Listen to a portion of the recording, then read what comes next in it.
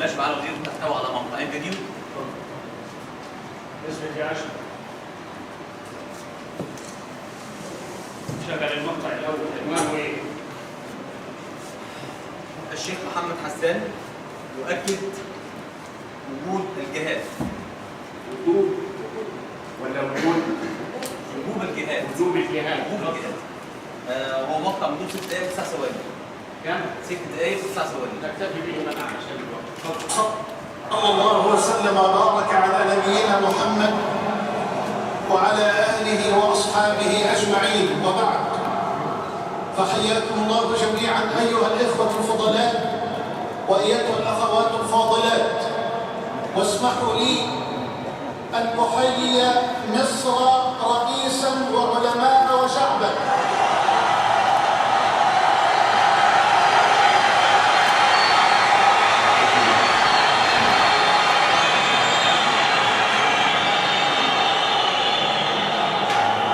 ها هي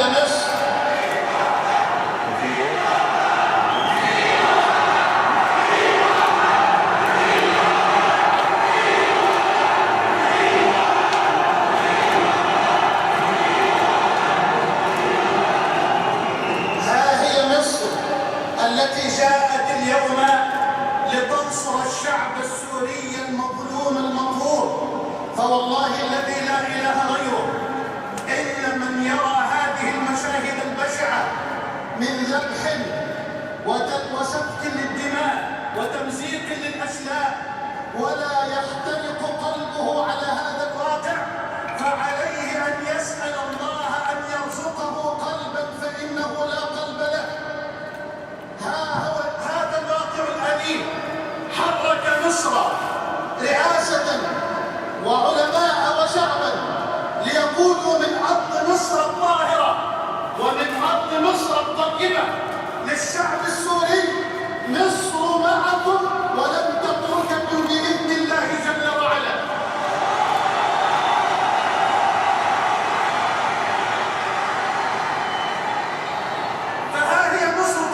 اليوم هذا المؤتمر تحت رعاية السيد الرئيس وجمع من العلماء، ومنذ يومين 2 فقط احتضنت أرض مصر الطاهرة مؤتمرا لعلماء الأمة حضر فيه ما يقرب من 500 عالم ينتسبون إلى أكثر من 70 هيئة ومنظمة ورابطة، وقد أفتوا هؤلاء العلماء واتفقوا على أن الجهاد واجب بالنفس والمال والسلاح.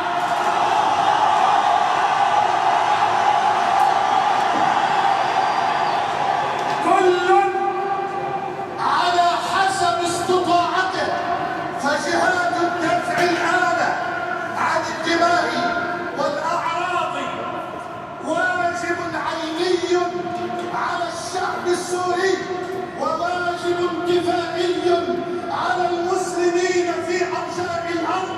هذا ما نبيل به لرب السماء والأرض.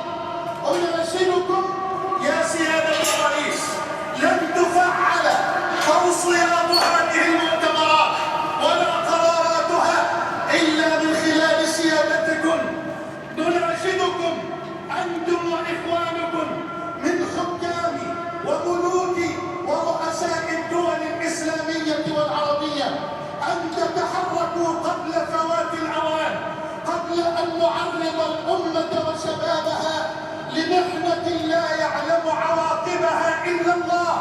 نناشدكم أن تفعلوا هذه التوصيات وهذه المؤتمرات للضغط على زعماء العالم الغربي كله لتقديم السلاح لأبنائنا الذين يذبحون الآن على أرض سوريا. وكلنا أمل في الله ثم فيكم أن تنصروا هؤلاء المظلومين. ورسالتي إلى الشعب المصري الذي استقبل السوريين في قلوبهم قبل أن يستقبلوهم في بيوتهم ودونهم، أقول لكم: لقد ذكرتمونا بالأنصار حينما استقبلوا المهاجرين الأبرار في قلوبهم قبل أن يستقبلوهم في دونهم.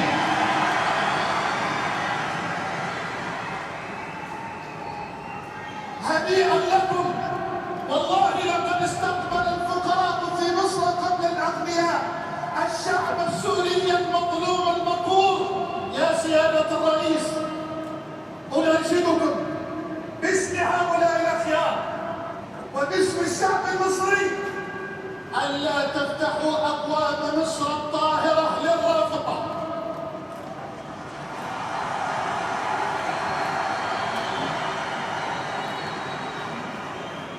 فوالله ما دخلوا مكانا إلا وأفسدوه، وها هو وجههم الحقيقي قد ظهر بجلاء.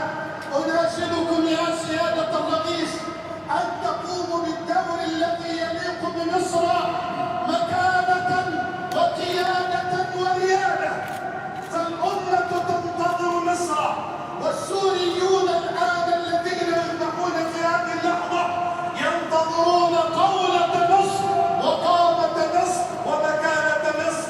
نعم، لن أطيل عليكم، فكن لي أمل في الله ثم فيكم ثم في شعب مصر. شيخ محمد، ما هي الشروط التي أقرها الفقه الإسلامي لطريقة الجهاد؟ هذا اللي بالتوسع في الاختصار. ده باختصار. باختصار. 1 2 3. كثير ممن سمع مثل هذه الكلمات لم يدرك اول جمله قلتها: جهاد الدفع واجب عيني، ولا زلت ادين بهذا القول الى اللحظه للرب العلي. جهاد الدفع واجب عيني على كل من يتعرض لسفك الدم وانتهاك العرض وسلب المال. وقد تفضلتم الان بالسؤال عن حكم الصائل، ورسول الله صلى الله عليه وسلم يقول كما في صحيح مسلم في حديث ابي هريره: جاء رجل اليه فقال: يا رسول الله، لو جاء رجل يريد ان ياخذ مالي، قال: لا تعطيه مالك. قال: فان قاتلني؟ قال: قاتله. قال: فان قتلني؟ قال: فانت شهيد. قال: فان قتلته؟ قال: هو في النار. وفي الحديث الصحيح الذي رواه ابو الترمذي والنسائي انه صلى الله عليه وسلم قال: من قتل دون ماله فهو شهيد، ومن قتل دون عرضه فهو شهيد، ومن قتل دون دمه فهو شهيد. الشروط في ميقات يا شيخ. هذا هو التأصيل العلمي يا سعادة المستشار الذي لا بد ان يسمعه شبابنا وان يعرف الحق بدليله. فنحن والله لا نجامل احدا بديننا على الاطلاق. كده كتب شباب. طيب.